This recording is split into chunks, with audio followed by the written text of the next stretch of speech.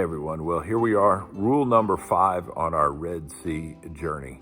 When you can't see far, take the next faithful step. I wonder how you're feeling about this rule. I mean, we're just 1 week removed from rule number 4. Be still, be calm, be confident, wait on the Lord, give God time to move. And as we're moving through Exodus chapter 14, we see the contrast and the conflict between verse 14, where Moses tells the Israelites, God says, stand firm, be still, and God will deliver. And then we move right into verse 15, and God says, effectively, what are y'all waiting for? Move forward. And I wonder what you think about the contrast and maybe even the conflict or correlation between these two instructions. Be still and move forward. What's happening here? Is God playing some sort of cosmic game, testing the faithfulness and the patience of the Israelites? I don't think so. I think what we're really seeing here is this relationship that God desires between our own activity and our God dependency. God wants us to be active. God wants us to be engaged in our own health and well-being.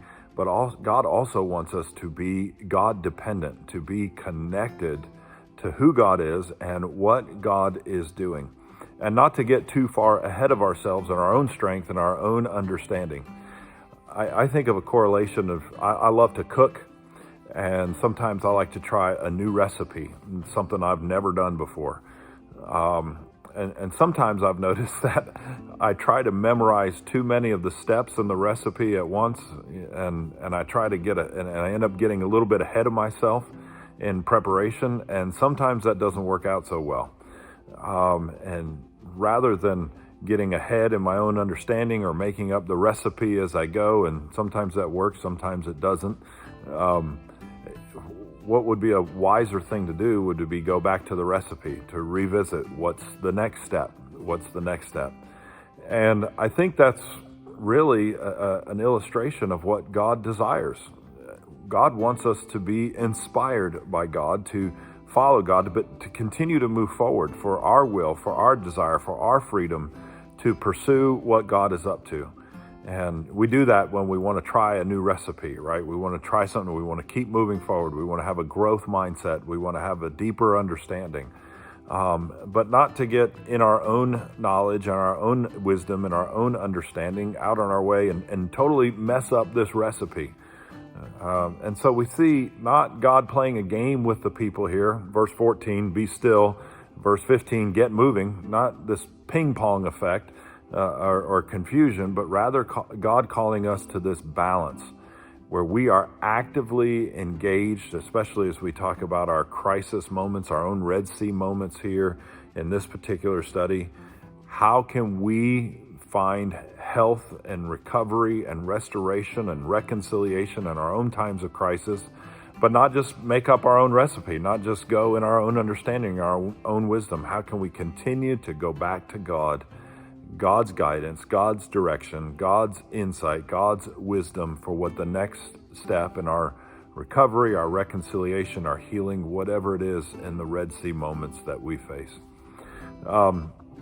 It's really an image of mutuality and collaboration. And I thought of another illustration that I've heard before that I think might be helpful, especially in Gastonia, a historically textile town. This might be familiar. I heard about a sign that was in a textile mill that says, when your thread becomes tangled, call the foreman. And there was a new worker on the floor, and of course her thread became tangled, but she thought, you know what, I can fix this myself.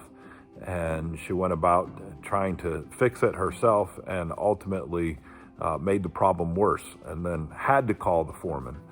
And when the foreman came over, this new employee was trying to explain herself, and she said, I did the best I could do. And to that, the foreman replied, no, the best you could do was to call me in the first place.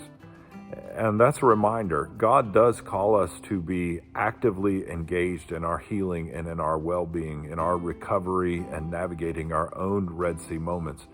But God does not call us to do it on our own, to try and fix it on our own. God calls us to a mutuality and a dependency to follow God's leading and God's direction. The other thing that strikes me about that sign hanging in the textile mill, it says, when your thread becomes tangled. It struck me that in this illustration, the sign doesn't say if your thread becomes tangled. We recognize if we're not in a Red Sea moment right now, it's not a matter of when, or not a matter of if, but when. You know, these principles that we're learning about navigating the crisis moments in our lives. I hope you're thinking, well, this doesn't really, I'm not in the middle of a major crisis right now. And I hope that is your story. But the reality is our life, when it comes to crisis, when it comes to hurts and heartaches, difficulties that we face, it's not a matter of if, but when. And when we face them, what are these principles? How can we lean into God? As we talked about last Sunday, it's in these crisis moments where it's so critical for us, rather than turning on God. Why me? This isn't fair. Why do I have to do this? We turn to God. God, what is your resolution? What are the next faithful steps that I can take step by step as we navigate this Red Sea crisis? Well, I hope that these Red Sea rules continue to be fruitful and faithful and helpful in your own life and your own faith.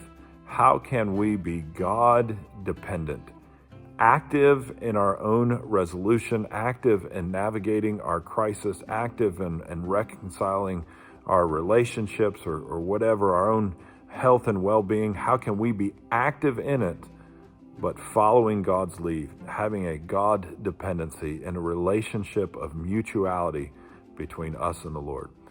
I hope this is helpful. God bless you. Have a wonderful day.